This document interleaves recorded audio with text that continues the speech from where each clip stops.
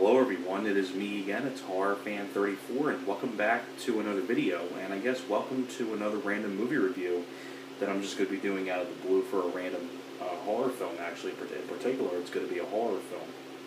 Kind of like a psychological thriller as well, but I watched this film earlier today, and I figured I'd review it for you guys because it's still fresh in my mind.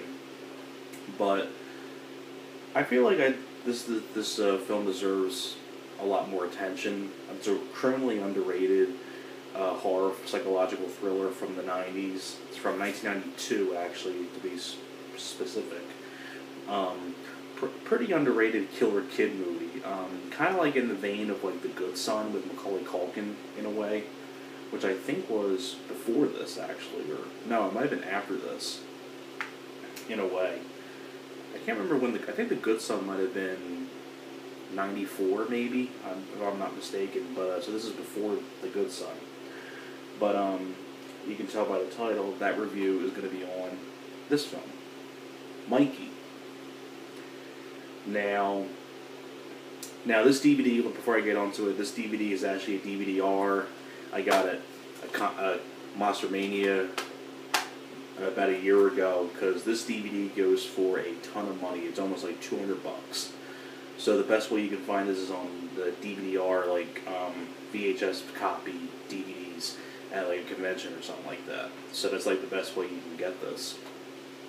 But Mikey is a film from 1992, directed by Dennis Dimster, which I don't know what he's gone on to director before this or since then. But I like the cast in the film as well. But the basic idea is that you have this, I love the tagline, remember, Jason and Freddy were kids once too. So, in a way, it's kind of like if Chucky was like a kid, in a way. That's what I kind of think of this movie, Mikey. But the cast in this film, you got some pretty cool character people in this. You have Brian Bonsall, who plays Mikey, the killer kid. If you remember him, he was the little kid Andy Keaton on Family Ties. He was also in that Disney film Blank Check, if anybody remembers that movie. You also have people like, I'll get onto those characters, but the basic idea is that Mikey is pretty much a homicidal maniac kid, and basically in the opening of this movie, you see Mikey and his sister lighting newspapers on fire in the basement, and he blames his sister because his foster mom finds out what he did, and she slaps him and berates him for what he did, and you know, Mikey's like yelling at his sister, like, you know, you're supposed to have my side, and things like that. And eventually, he ends up murdering his whole family at the beginning of the movie. He takes his little sister's doll and throws it in the pool, and they're on the diving board. He's like jumping up and down on the diving board, and it causes her to fall in the pool, and she drowns. He overhears his mom in the bathtub, you know, talking on the phone, saying how adopting him might have been a mistake, and he overhears that, and he throws a hairdryer into the bathtub while she's taking a bath and electrocutes her. And then his adopted father comes home, and Mikey had like put these like marbles on the floor. He sees his daughter in the pool, and he slips on the marbles, falls crashes through the glass door, and Mikey beats him to death with a baseball bat. And I'm not spoiling anything. That happens in like the first like 10 or so minutes of the movie. But and eventually the police and detectives come to the scene, and a detective finds Mikey hiding in a closet, and the detective that actually finds him, that's what I'm getting onto, is like some of the cooler character actors in the film that you'll probably recognize from other stuff. But the detective that finds him he's asking Mikey, you know, what did the man look? Do you know who the man looked like that did this and things like that? Because they don't know that he did it. But the detective that's like asking him these questions is an actor, Mark Venturini.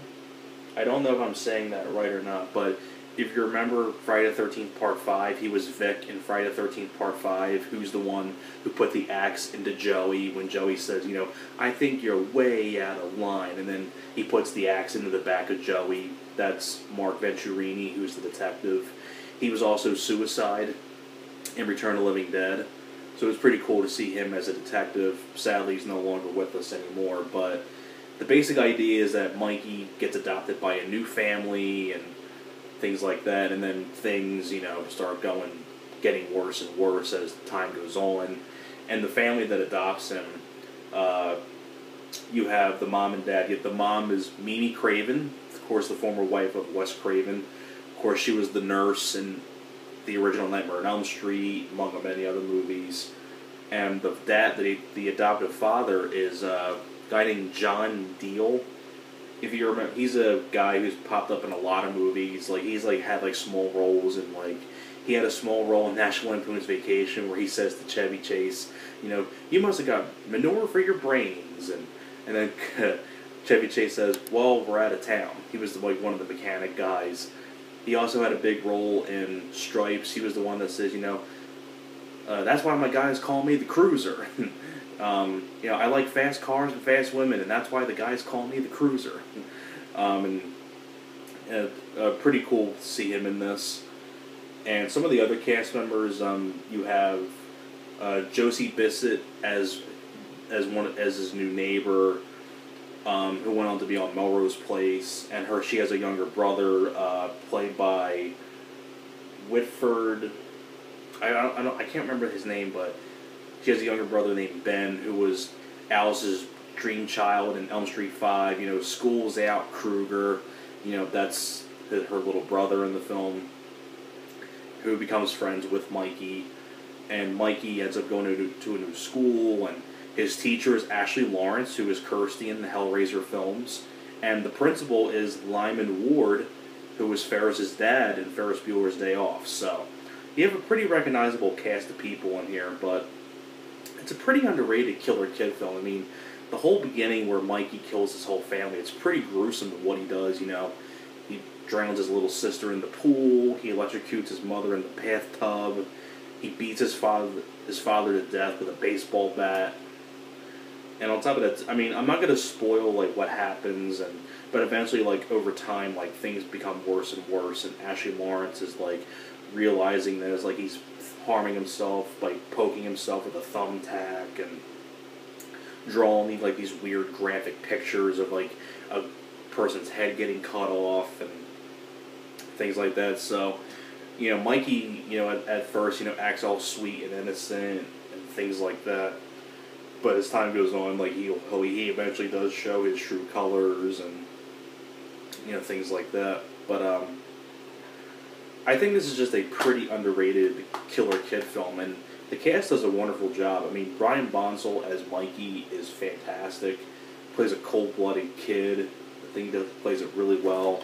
You even get some shots on the back here. He uses a slingshot, a bow and arrow, so he uses quite a bit of stuff.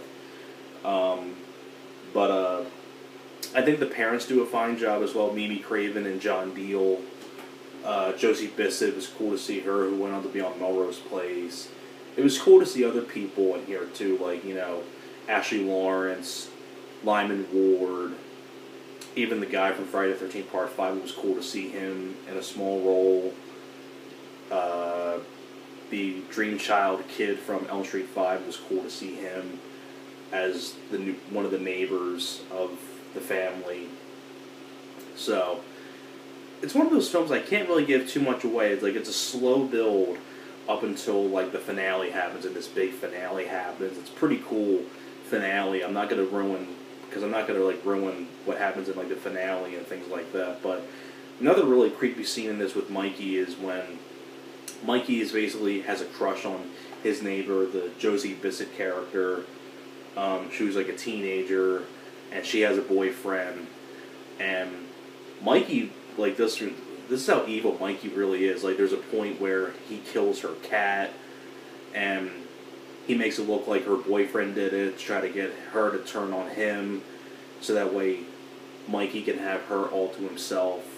But eventually, it doesn't work, and he comes back to her, and they get back together, and there's a point where they're out in the hot tub together. Mikey uses, a ruse to get her away from him, and while he goes out to the hot tub, and Mikey kicks the radio into the hot tub and electrocutes the boyfriend, things like that. And Mikey records all this stuff too. He records it on this video camera that he has, and things like that. It's pretty creepy stuff of what this kid does. I mean, it's one of those films I don't want to spoil too much of, like what happens in the finale and things like that, but if you really want a cool killer kid movie, I would highly recommend you check out Mikey. But the best way you can find this DVD is, getting a DVD-R of it, which is basically what this is, as you can tell. But cool killer kid flick. So that is pretty much it for my review for Mikey. So thanks a lot for watching, and I will see you guys next time. You guys take care.